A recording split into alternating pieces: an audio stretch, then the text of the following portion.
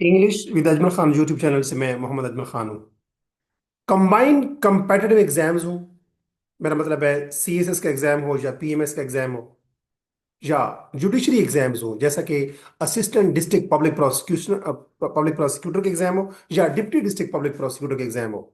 जब भी हम हमारे सामने इंग्लिश प्रेसी एंड कंपोजिशन का पेपर आता है, तो उसमें जो कंप्रिहेंशन का क्वेश्चन होता है वो बड़ा डांटिंग किस्म का होता है, यानी बड़ा अपहिल टास्क होता है। कैंडिडेट्स उसको या एस्पिरेंट्स उसको बहुत मुश्किल समझते हैं, डिफिकल्ट पाते हैं। और कैंडिडेट्स हमेशा कोशिश करते रहते हैं कि हमें ऐसे असूल, ऐसे कवानीन, ऐसे रूल्स, ऐसे प्रिंसिपल्स का पता चल जाए या ऐसी टेक्निक्स, ऐसी स्ट्रेटजीज का पता चल जाए जिनको फॉलो करके हम कंप्रीहेंशन के क्वेश्चन को, कंप्रीहेंशन का जो पैराग्राफ है उसको अच्छी तरह समझ सके और उसके आखिर पे दिए गए जो सवालात हैं उनको अफेक्टिवली, इजीली और लॉजिकली जो है वो आंसर कर सके। मैं अपनी इस वीडियो में 10 ऐसे प्रिंसिपल्स बताऊंगा, 10 ऐसे रूल्स बताऊंगा जिनको फॉलो करके, चाहे आपने एडीपीपी का इंग्लिश का पेपर देना हो, चाहे आपने डिप्टी डिस्ट्रिक्ट पब्लिक प्रोसिक्यूटर का इंग्लिश इंग्लिश का पेपर देना हो, या आपने पीएमएस का या सीएसएस का इंग्लिश प्रेसी एंड कंपोजिशन का पेपर देना हो, तो आपके लिए जो कॉम्प्रिहेंशन का क्वेश्चन है वो बहुत आसान हो जाएगा। So let me start. Hopefully आपको ये स्क्रीन विजिबल होगी। Let me make it more visible to you. आज की वीडियो में मैं डिस्कस करूंगा कि वो 10 ऐसे कौन से की प्रिंसिपल्स हैं जो कि हेल्प करते हैं कंप्रीहेंशन के क्वेश्चन को सॉल्व करने में, चाहे सीएसएस का एग्जाम हो, चाहे पीएमएस का एग्जाम हो, चाहे कंबाइंड कंपैरेटिव एग्जामिनेशन हो जो पंजाब पाकिस्तान के जो डिफरेंट प्रोविंसेस हैं, या जुडिशरी के एग्जाम्स हो जैसे एडीपीपी या डिप्टी डिस्ट्रिक्ट पब्लिक प्रोसिक्यूटर के एग्जाम्स हो। तो जब आपके सामने एक पैराग्राफ आता है इंग्लिश के पेपर के अंदर जिसकी आपने कंप्रीहेंशन करनी होती है, तो उसमें अमूमन एक पैराग्राफ दिया होता है। ये पैराग्राफ दो भी हो सकते हैं, लेकिन अमूमन देखा गया है कि ये एक ही पैराग्राफ होता है। ये पैराग्राफ छोटा भी हो सकता है, बड़ा भी हो सकता है, और उस पैराग्राफ के एंड के ऊपर अमूमन 5 क्वेश्चन दिए होते हैं या 7 क्वेश्चन भी हो सकते हैं। यूजुअल प्रैक्टिस ये है कि 5 क्वेश्चन दिए जाते हैं और ये 20 मार्क्स का क्वेश्चन होता है। यानी अगर 5 क्वेश्चन होंगे तो आपने हर क्वेश्चन के 4 नंबर समझने हैं, यानी 20 नंबर का ये क्वेश्चन होगा। इसी तरह ये एक पैराग्राफ दिया होता है, उसके एंड पे बाद औक़ात 7 क्वेश्चन दिए होते हैं। 6 क्वेश्चन जो होते हैं वो 3 3 मार्क्स के होते हैं और एक आखिरी क्वेश्चन जो होता है वो 2 मार्क्स का होता है। तो कॉम्प्रीहेंशन का जो पैराग्राफ होता है उसको हम कैसे अटेम्प्ट कर सकते हैं, उसके लिए ये 10 प्रिंसिपल्स आपके लिए बहुत इफेक्टिव होंगे। सबसे पहले आपने पैराग्राफ के एंड के ऊपर, जो आपके सामने पैराग्राफ दिया होगा उसके नीचे कुछ क्वेश्चन दिए होंगे, आपने उनको फर्स्ट पहले पढ़ना है। यानी फर्स्टली आपने पैराग्राफ को रीड नहीं करना, बल्कि पैराग्राफ के एंड के ऊपर जो क्वेश्चंस होंगे उनको रीड आउट करेंगे। यानी कि इसको हम कह सकते हैं स्ट्रेटेजिक रीडिंग, यानी लॉन्ग टर्म आप सोच रहे हैं। पैराग्राफ को रीड करने से पहले जब आप क्वेश्चंस को रीड करेंगे तो उससे क्या होगा, तमाम क्वेश्चन को आप जल्दी जल्दी जब पढ़ेंगे तो आपको पता चल जाएगा कि इसमें वोकेबलरी बेस्ड क्वेश्चन कौन से हैं। कुछ क्वेश्चन ऐसे होते हैं कि पैराग्राफ के अंदर किसी खास वर्ड को या किसी डिक्शन का मीनिंग पूछा हुआ होता है। तो आप जब देखेंगे पैराग्राफ के एंड के ऊपर जो क्वेश्चन दिए होंगे उनको पढ़ेंगे तो आपको आइडिया हो जाएगा कि कौन सा क्वेश्चन जो है उसमें किसी वोकेबलरी, किसी वर्ड का मीनिंग पूछा गया है। कौन से क्वेश्चन ऐसे हैं जो इन्फरेंशियल हैं, कि पैराग्राफ को पढ़ने के बाद कौन से क्वेश्चन ऐसे हैं जिनमें जहां से आपने मीनिंग्स को इन्फर करना है कि आथर के मुताबिक इस फ्रेज का या इस क्लॉज का या इस सेंटेंस का या इस तरकीब का मतलब क्या है। वो इन्फरेंशियल क्वेश्चंस होते हैं। आप उनको आइडेंटिफाई कर लेंगे कि ये क्वेश्चन जो है ये इन्फरेंशियल है, ये वोकेबलरी बेस्ड क्वेश्चन है।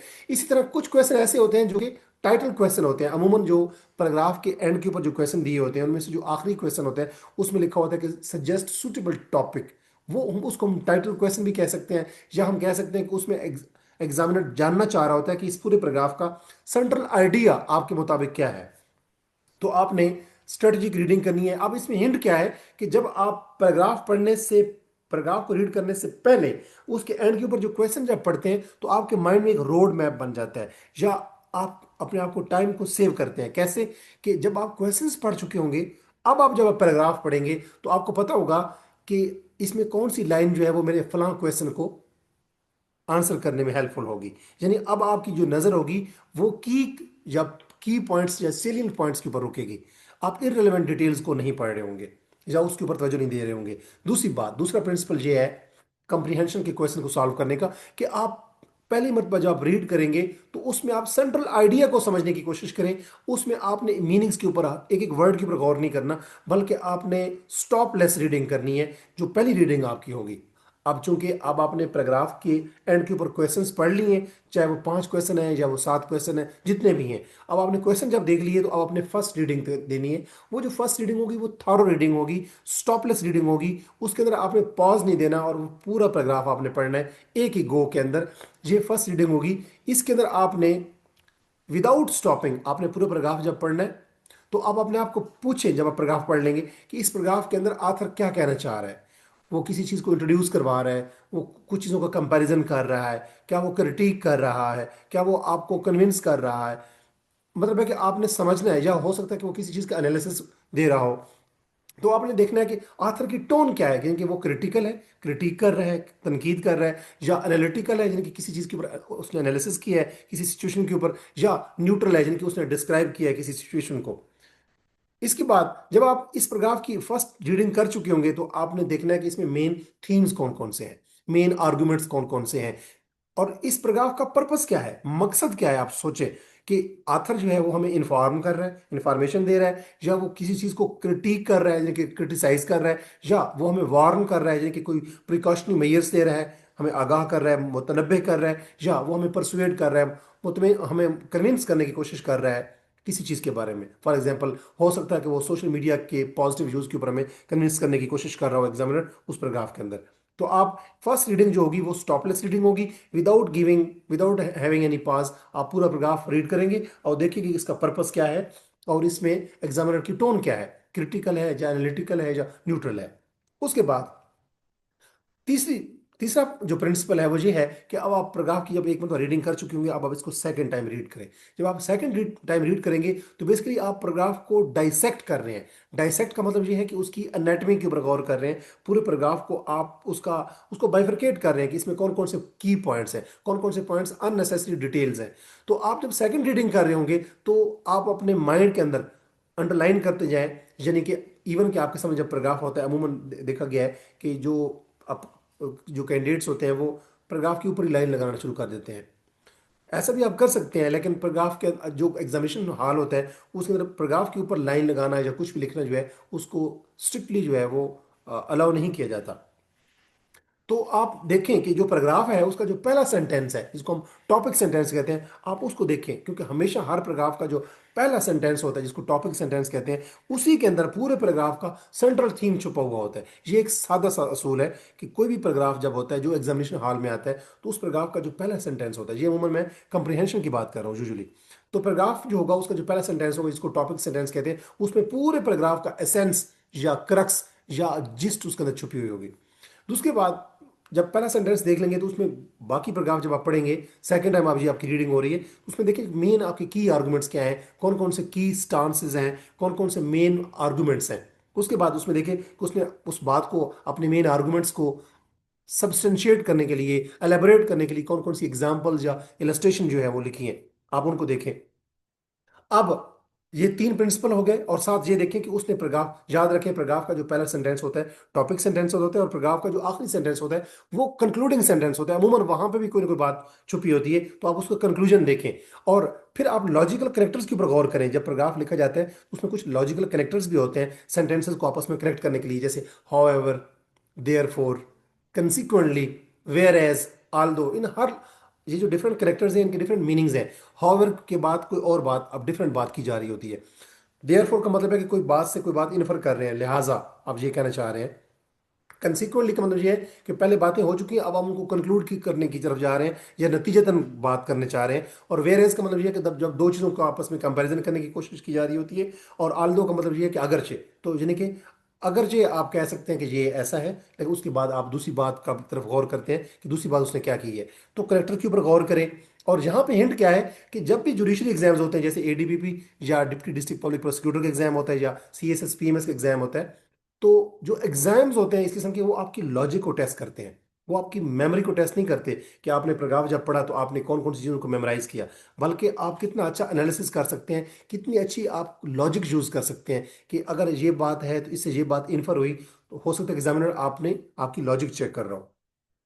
चौथा असूल ये है कि आप पैराग्राफ का जो टेक्स्ट है उसके साथ जुड़े रहें, यानी कि आपने ये गोल्डन प्रिंसिपल है कंप्रीहेंशन के क्वेश्चन को सॉल्व करने का। आपने आउटसाइड की जो चीजें हैं उनको गौर नहीं करना, आउटसाइड की चीजों को, जो आपका बॉडी नॉलेज है, जो बैकग्राउंड नॉलेज है, उनको यहाँ पे यूज नहीं करना, बल्कि उसी पैराग्राफ में से ही आपने मतलब, मानी और मफाहिम जो है वो इन्फर करने हैं, अक्स करने हैं।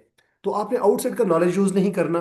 दूसरी बात यह है कि अगर आप लॉ ग्रेजुएट हैं, जैसे अमूमन एडीपीपी या डिप्टी डिस्ट्रिक्ट पब्लिक प्रोसिक्यूटर के एग्जाम्स होते हैं, उसमें अमूमन एलएलबी मांगा जाता है और साथ 2 ईयर एक्सपीरियंस मांगा जाता है। तो अगर आपने एलएलबी की हुई भी है और आपको वो लीगल जार्गन्स आते भी हैं, तो आपने वो लीगल जार्गन यूज नहीं करने कि जहाँ पे मैं कोई लीगल जार्गन यूज करूंगा या लीगल मैक्सिम यूज करूंगा तो उससे एग्जामिनर के ऊपर बड़ा अच्छा इंप्रेशन पड़ेगा। आपने कोई फ्लावरी लैंग्वेज या उसको इंप्रेस नहीं करना, बल्कि उसी पैराग्राफ में से जो वर्ड्स यूज किए गए हैं, उस पैराग्राफ के अंदर जो सेंटेंसेस यूज किए गए हैं, उन्हीं को मुस्तार लेना है, यानी कि उन्हीं को यूज करते हुए, उन्हीं वर्ड्स को यूज करते हुए आपने क्वेश्चंस के आंसर देने हैं। तो जुडिशरी एग्जाम जो होते हैं ये पिनलाइज करते हैं कि अगर आप कोई अजम्पशन बेस को आंसर दे रहे हैं, कि जो आप मफरूज़ा, जो आपने सोचा हुआ है, जैसे हर थ्योरी की बुनियाद कोई ना कोई मफरूज़ा होता है, तो आपने कोई अगर अजम्पशन लिखी, वहाँ पे लिख दी, या अगर आपने कोई पर्सनल ओपिनियन दे दी, तो एग्जामिनर इस किस्म के क्वेश्चन का आंसर जो है वो नेगेटिव देता है, यानी कि एग्जामिनर रिएक्ट करता है उसके ऊपर, पिनलाइज करता है और आपके मार्क्स काट देता है और आपके क्वेश्चन के आंसर को गलत समझता है। इसी तरह पांचवा प्रिंसिपल ये है कि एग्जामिनर की लैंग्वेज के अंदर जवाब दें। जिस किस्म की वर्डिंग एग्जामिनर ने यूज की है उस पैराग्राफ के अंदर, उसी किस्म की वर्डिंग को, उसी किस्म की लैंग्वेज को यूज करते हुए आपने जवाब देने हैं। यानी आपने वो वर्ड्स या वो फ्रेजेस या वो सेंटेंसेस या वो तराकीब यूज करनी है जो एग्जामिनर ने पैराग्राफ में यूज की हैं। आपने फ्लावरी लैंग्वेज यूज नहीं करनी, कोई ऐसी मतलब ऑर्नामेंटल लैंग्वेज यूज नहीं करनी, और आप लीगल जार्गन जो है वो आपने यूज नहीं करने।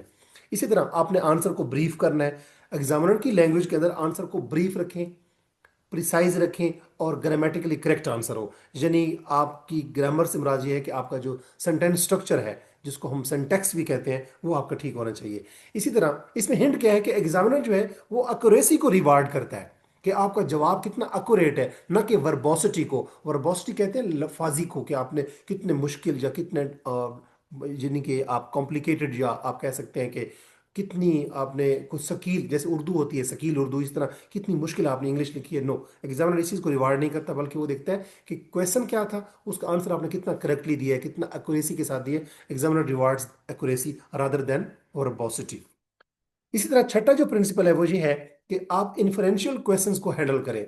इन्फरेंशियल क्वेश्चन वो होते हैं जिसमें एग्जामिनर एक ऐसा क्वेश्चन पूछता है कि जो आथर, जो पैराग्राफ लिखा गया है उसमें आथर से क्या, आथर ने जो फलां तरकीब यूज की है उससे उसकी क्या मुराद है, उससे उसकी क्या क्या वो इंप्लाई कर रहा है। यानी कि अगर वो इस किस्म का क्वेश्चन हो कि व्हाट कैन बी इन्फर्ड, इससे क्या अखज किया जा सकता है। द आथर इंप्लाइज दैट, कि what does author imply from using this diction. जो कोई भी तरकीब हो सकती है या फ्रेज वो यूज करके वो कह सकता है कि what does author implies from this very phrase, आगे वो फ्रेज लिखी हुई होगी। तो जो इस किस्म के क्वेश्चंस होते हैं उनको इन्फ्रेंशियल क्वेश्चन कहते हैं।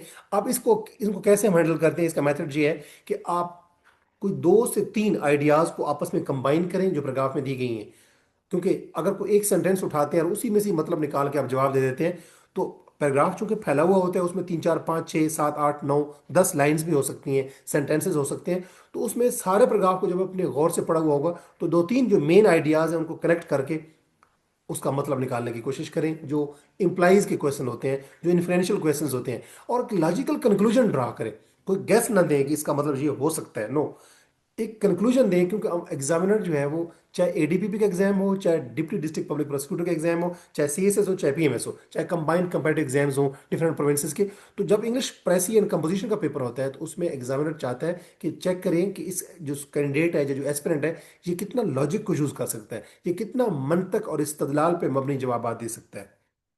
तो आपने क्वेश्चन पैराग्राफ पढ़ने के बाद उसमें जो मेन 2 3 जो आर्गुमेंट्स हैं उनको करेक्ट करते हुए लॉजिकली आपने आंसर को, क्वेश्चन को आंसर करना है। सातवां जो प्रिंसिपल है वो ये है कि कुछ वोकेबलरी क्वेश्चंस भी होते हैं जिस जो जो कॉन्टेक्चुअल मीनिंग जिनके ऊपर आपने गौर करना होता है। इसमें यह है कि आप पैराग्राफ को, जब सेंटेंसेस को आप पढ़ेंगे, आप फॉर एग्जाम्पल एक वर्ड लिखा हुआ है, फॉर एग्जाम्पल उस वर्ड का मतलब, वर्ड है, हम कह सकते हैं कि अब मैक्सिम, एक वर्ड है मैक्सिम, या सपोज एक वर्ड लिखा हुआ है, हम कह सकते हैं कि सपोज वर्ड है क्लाइमेट चेंज। तो क्लाइमेट चेंज का जो वर्ड है, एग्जामिनर पैराग्राफ का अगर यूज कर रहे हैं, तो हो सकता है कि वो क्वेश्चन लिखे कि what does author mean by, what does author imply by the term climate change. तो अब यहाँ पे वो सेंटेंस देखेंगे आप पैराग्राफ के अंदर जिसके अंदर क्लाइमेट चेंज का वर्ड यूज किया गया है, ये एक वोकेबलरी बेस्ड क्वेश्चन है। तो आपने वो सेंटेंस पढ़ना है जिसमें वो वर्ड यूज किया गया है, जिसका मीनिंग एग्जामिनर ने पैराग्राफ के एंड के ऊपर जो क्वेश्चन दिए गए उनमें पूछा है। और फिर आप उस वर्ड को रिप्लेस करें अपने मेंटली तौर पे, कुछ उसके सिनोनिम्स यूज करें कि इसके कौन कौन से मीनिंग्स हो सकते हैं। तो आपने उसका वो आंसर देना है जो बेस्ट डिस्क्राइब कर सकता है उस वर्ड को, उस पैराग्राफ की बेस पे, न कि आपके अपने बॉडी ऑफ नॉलेज की बेस पे। रादर देन आपने फोकस करना है उस पैराग्राफ के अंदर कि उस वर्ड का क्या मीनिंग है। क्लाइमेट चेंज के काफी सारे मीनिंग्स हो सकते हैं, लेकिन उस गिवन पैराग्राफ के अंदर क्लाइमेट चेंज के क्या मीनिंग्स हैं, उसके लिए आपने उस पैराग्राफ को जब 2 मरतबा रीड कर लिया होगा तो फिर उस सेंटेंस को देखें जिसमें वो वर्ड यूज किया गया है कि उसमें उस आथर का जिसने पैराग्राफ लिखा है उसमें उसने क्लाइमेट चेंज से क्या मुराद लिया है। तो इसमें हिंट क्या है कि जो डिक्शनरी मीनिंग होते हैं वो डिफरेंट होते हैं कंटेक्चुअल मीनिंग से। यानी कि एक वर्ड है क्लाइमेट चेंज, उसका डिक्शनरी में मतलब कुछ और होगा, लेकिन एक पैराग्राफ के अंदर अगर क्लाइमेट चेंज के ऊपर कुछ एक पैराग्राफ लिखा हुआ है और क्लाइमेट चेंज का वर्ड उसमें यूज किया गया है, तो हो सकता है कि एग्जामिनर ने उससे मुराद सिर्फ फ्लड्स लिए हो सकता है एग्जामिनर ने उससे मुराद सिर्फ फेमाइन्स लिए हो सकता है एग्जामिनर ने उससे मुराद जो है सिर्फ ग्लोबल वार्मिंग ली हो। तो कंटेक्चुअल मीनिंग जो है उस पर गौर करना है, न कि आपने डिक्शनरी मीनिंग्स पे गौर करना है कि इस वर्ड का मतलब क्या होता है, बल्कि आप ये एग्जामिनर उसमें कंटेक्चुअल मीनिंग जानने की कोशिश कर रहा होता है कि इस पैराग्राफ में इस वर्ड के कोई भी स्पेसिफिक वर्ड वो पूछ सकता है कि इस वर्ड का मतलब क्या है। तो उसके लिए उस पैराग्राफ को समझें और उस पैराग्राफ के अंदर आथर ने जो उस वर्ड से मुराद लिया है वो मीनिंग लिखें वहां पे। तो ये वोकेबलरी क्वेश्चन आप इस तरह डील करेंगे। इसमें मैंने हिंट ये दिया है कि वोकेबलरी जो मीनिंग्स होते हैं, जो डिक्शनरी मीनिंग्स होते हैं वो कंटेक्चुअल मीनिंग से डिफरेंट होते हैं। तो आपने डिक्शनरी मीनिंग पे फोकस नहीं करना, बल्कि उस वर्ड का उस कॉन्टेक्स्ट में उस पैराग्राफ में क्या मतलब है उस पर आपने गौर करना है। इसी तरह आठवां जो है क्वेश्चन, या आठवां जो हम कह सकते हैं जो प्रिंसिपल है या रूल है कंप्रीहेंशन के क्वेश्चन को सॉल्व करने का, वजह है कि आप गौर करें कि जो आथर है उसकी टोन क्या है, यानी उसका एटीट्यूड कैसा है, यानी उसकी राइटिंग की का स्टाइल कैसा है, यानी उसका उसलूब कैसा है। तो पीएमएस का एग्जाम हो या सीएसएस का एग्जाम हो या जुडिशरी के कोई एग्जाम्स हो, उसमें आपने देखना होता है कि आपकी टोन क्रिटिकल है या एनालिटिकल है या रिफॉर्मेटिव है, यानी कि कुछ रिफॉर्म पे वो बात कर रहा है, या आपको वो क्वेश्चन कर रहा है, वार्न कर रहा है, या वो ऑब्जेक्टिफाई कर रहा है। यानी कि ऑब्जेक्टिव एक वर्ड होता है, सब्जेक्टिव जिसमें आपकी ओपिनियन शामिल होती है, इमोशन शामिल होते हैं, लेकिन ऑब्जेक्टिव ये होता है कि जो स्टैटिस्टिक बेस होता है, एविडेंस बेस होता है। तो आप उसकी जो टोन है वो समझने की कोशिश करें। और हिंट ये है कि टोन जो है वो इनडायरेक्टली जो है वो टेस्ट की जाती है कि आपका जो जवाब है वो आपने किस टोन में जवाब दिए, कि आप क्रिटिकल जवाब दे रहे हैं, एनालिटिकल जवाब दे रहे हैं, या रिफॉर्मेटिव यानी कि उसमें आपको रिफॉर्म्स प्रपोज कर रहे हैं, या कॉशनरी यानी कि उसमें कोई वार्न कर रहे हैं। तो जिस किस्म की वर्डिंग उस पैराग्राफ में दी गई होगी, जिस किस्म की टोन एग्जामिनर ने यूज किया, आपने उसी टोन में जवाब देना है। अगर उसने क्रिटिकल टोन में जवाब पैराग्राफ लिखा है तो क्रिटिकल टोन में आपने जवाब देना है। अगर उसने एनालिटिकल टोन में वो पैराग्राफ लिखा है तो आपने एनालिटिकल टोन में जवाब देना है। अगर उसने रिफॉर्मेटिव टोन में पैराग्राफ लिखा है तो रिफॉर्मेटिव टोन में आपने जवाब देना है। इसी तरह नाइन्थ जो प्रिंसिपल है या जो रूल है कंप्रीहेंशन के क्वेश्चंस को सॉल्व करने का, वो ये है कि टाइटल क्वेश्चन उसमें लाजमी दिया होता है। अमूमन ये आखिरी क्वेश्चन होता है पैराग्राफ के एंड के ऊपर, जो 4-5 क्वेश्चन दिए होते हैं उसमें आखिरी क्वेश्चन को लिखा होता है कि सजेस्ट सूटेबल टाइटल। अब टाइटल को, उस पैराग्राफ को टाइटल देने के लिए ज़रूरी है कि आपने उसको 2-3 मरतबा पढ़ा हुआ होगा। जब 2-3 मरतबा पढ़ लेंगे तो आप उसमें से रिफ्लेक्ट करें कि सेंट्रल आइडिया या मेन आइडिया या क्रक्स या एसेंस या उसका जो अर्क है वो क्या है। तो वो अर्क जो टाइटल क्वेश्चन है वो हमेशा शॉर्ट होना चाहिए, ब्रीफ होना चाहिए, प्रिसाइज होना चाहिए, और वो न्यूट्रल होना चाहिए, बायस नहीं होना चाहिए, उसमें आपकी अपनी ओपिनियन नहीं होनी चाहिए। और उसमें अवॉइड करें कोई कंप्लीट सेंटेंसेस ना लिखें, और ना कोई इमोशनल या एग्जेजरेटेड किस्म की फ्रेजेस यूज करें। बल्कि अच्छा टाइटल वो होता है जिसमें मेन उसमें थीम क्या है या उस पैराग्राफ का पर्पस क्या है, उनको इकट्ठा करें कि पैराग्राफ का पर्पस क्या है, उस पैराग्राफ का जो जो कॉम्प्रिहेंशन का क्वेश्चन है उसमें पैराग्राफ का पर्पस क्या है और उसका थीम क्या है। इनको जब इकट्ठा करेंगे तो एक फ्रेज की शक्ल में कोशिश करें कि एक वर्ड का टाइटल भी ना हो और पूरे सेंटेंस का टाइटल भी ना हो, बल्कि 3 वर्ड का, 4 वर्ड का, उन 4 वर्ड्स को ऐसा मिलाएं, उसमें कॉलन भी यूज कर सकते हैं, सेमी कॉलन भी यूज कर सकते हैं, लेकिन पूरा सेंटेंस ना हो। 3 से 4 वर्ड को मिला के आपने एक फ्रेज बना के एक टाइटल सजेस्ट करना होगा। और आखिरी जो प्रिंसिपल है कम्प्रीहेंशन के क्वेश्चन को सॉल्व करने का, टाइम मैनेजमेंट, कि आप 20 नंबर का ये क्वेश्चन होता है, चाहे एडीपीपी का इंग्लिश कम्प्रीहेंशन का क्वेश्चन हो, चाहे सीएसएस का हो, चाहे पीएमएस का हो, चाहे डिप्टी डिस्ट्रिक्ट पब्लिक प्रोसिक्यूटर का एग्जाम हो। तो इंग्लिश का जो कम्प्रीहेंशन का क्वेश्चन होता है वो 20 नंबर का क्वेश्चन होता है। उसमें आप 8 से 10 मिनट में उसको 2-3 मरतबा रीड कर लें, और अगले 15 से 20 मिनट में आप जो चार पांच क्वेश्चन दिए गए उनको आंसर करें, और अगले 2-3 क्वेश्चन जो अगले जो 2-3 मिनट हैं उन 2-3 मिनट में आप रिवाइज करें कि आपके जो आपने आंसर लिखे हैं उसमें कोई मिस्टेक तो नहीं है।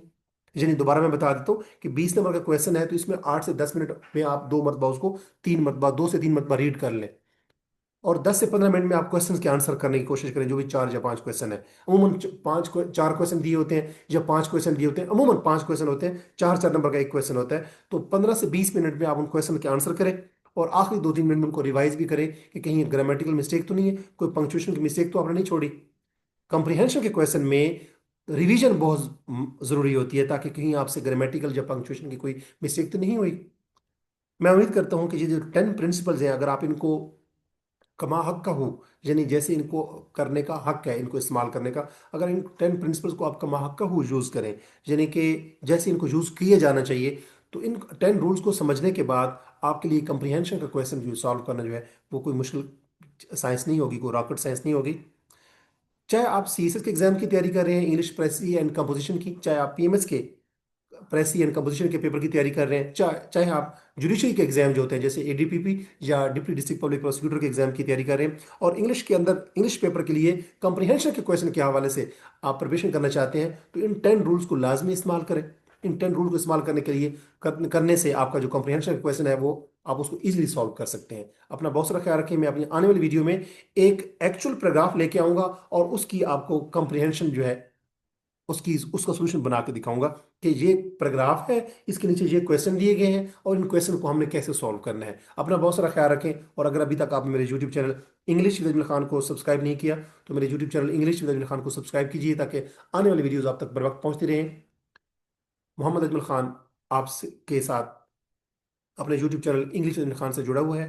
मैं उम्मीद करता हूँ कि मेरा जो भी अभी तक जो मैंने वीडियोस अपलोड की हैं जिनको आप देख चुके हैं वो आपके लिए यूज़फुल साबित हुई होंगी। अगर ये वीडियो आपको यूज़फुल लगी है तो अपनी इस वीडियो को मेरी इस वीडियो को उन लोगों के साथ ज़रूर शेयर करें जो कि सीएसएस पीएमएस या जुडिशरी एग्जाम के हवाले से कंप्रीहेंशन के क्वेश्चन को लेके तैयारी करने में कोशां हैं, लगे हुए हैं, जुटे हुए हैं, एफर्ट्स कर रहे हैं।